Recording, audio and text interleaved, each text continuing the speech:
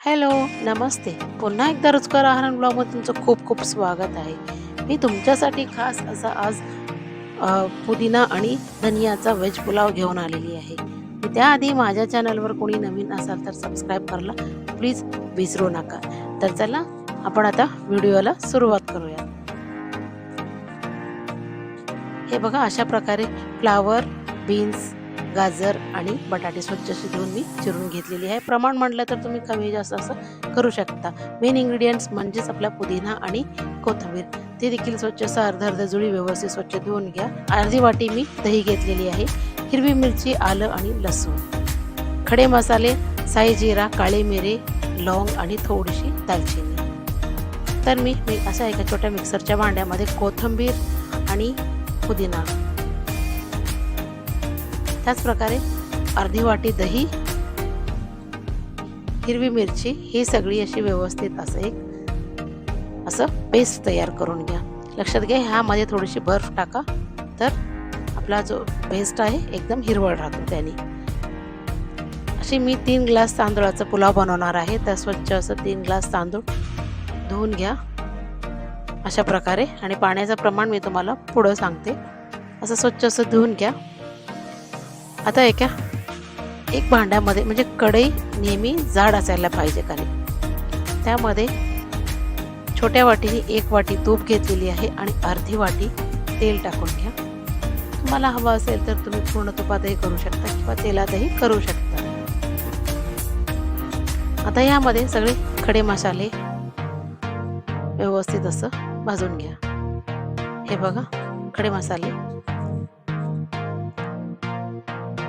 ह्या स्टेजवर त्याच्यामध्ये मी कांदा एकच घेतलेली, तुम्हाला हवं असेल तर 2ही तुम्ही घेऊ शकता. शक्यतो त्याच्यामध्ये आपल्याला सगळ्यात स्ट्रॉंग जे फ्लेवर पाहिजे असेल तर ते आहे पुदिना आणि कोथिंबीरचं, म्हणून कांदे देखील मी एकच घेतलेली आहे. व्यवस्थित असं कांदा परतून घ्या. अशा प्रकारे व्यवस्थित परतून घ्या. त्यामध्ये आता आलं लसणाचं पेस्ट देखील टाकून घ्या. फ्लेम मात्र मीडियम हायवरच राहायला पाहिजे. असे व्यवस्थित मिक्स करून घ्या.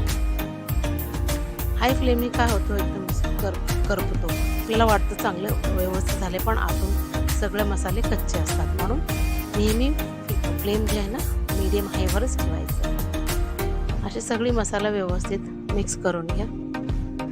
आता ह्या स्टेजवर आपण आता ह्याच्यामध्ये पुदिनाचं ॲड करूया. पुदिना पेस्ट आपण जे बनवून ठेवलं होतं ते व्यवस्थित त्याच्यात मिक्स करून हे बघा अशा प्रकारे एकदम असे हिरवळ दिसतो, म्हणजे चवीलाही चांगलं लागतं.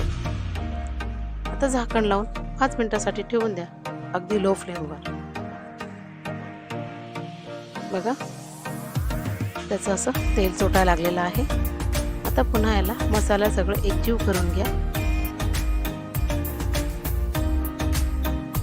अशा प्रकारे आता याच्यामध्ये बटाटे जे आपण भाज्या चिरून ठेवले होते, बटाटे, गाजर, बीन्स, फ्लावर, तुम्ही पाहिजे तर वाटाणे पण टाकून घेऊ शकता.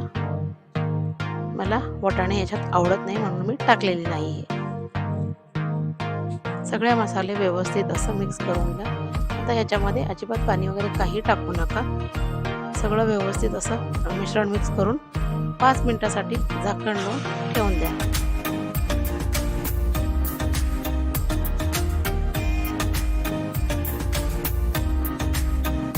अशा प्रकारे ठेवून द्या झाकण लावून. 5 मिनिटाच्या नंतर बघा आपला असा व्यवस्थित असं भाजी सगळी अर्धवट अशी कुक झालेली आहेत, म्हणजे व्यवस्थित सगळं असं मसाला त्याला कोट झालेला आहे.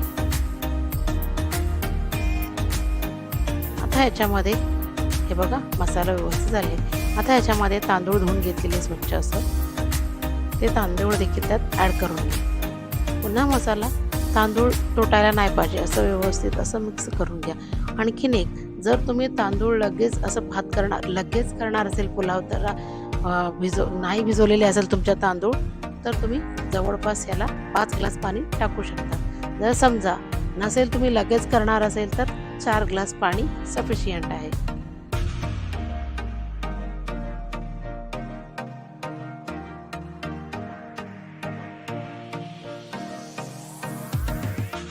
हे बघा अशा प्रकारे याच्यामध्ये असं मी एकूण 5 ग्लास असं पाणी टाकून घेतलेली आहे.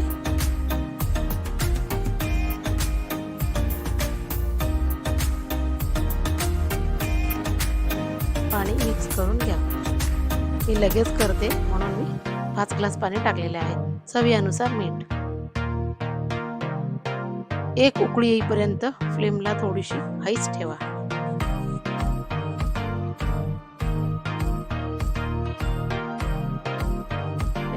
अशा प्रकारे झाकण लावून आता मी 5 मिनिटांनी लगेच झाकण उघडून जो आहे ना मीडियम हाई करून घ्या. आता स्टेजवर फ्लेम जो आहे ना मीडियम हाईवर पुन्हा असं मिश्रण मिक्स करून घ्या. जास्त याद करू नका, तांदूळ सगळे तुकडे होतील.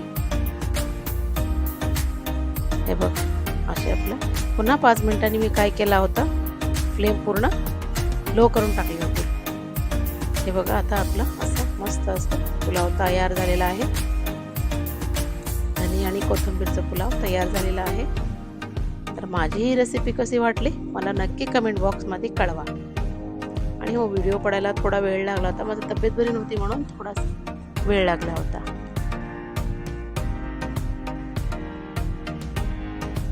Thank you.